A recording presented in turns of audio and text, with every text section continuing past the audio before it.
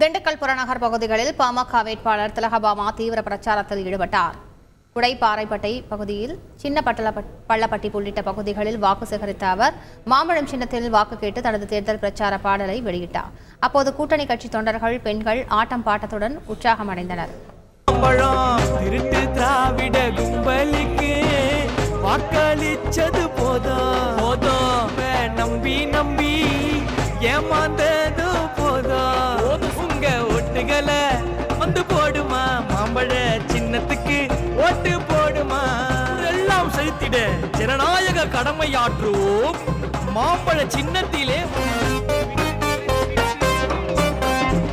தத்தி தவிழ்ந்து ஆட்சியை பிடித்து துரோகம் செய்த பொம்மைகளை தூர எறிவோம். ஓட்டு போடு மாம்பழத்தை தேடி வெற்றி கொடி நாட்டி. செய்திகளை உடனுக்குடன் தெரிந்து கொள்ள உடனே சப்ஸ்கிரைப் பண்ணுங்க.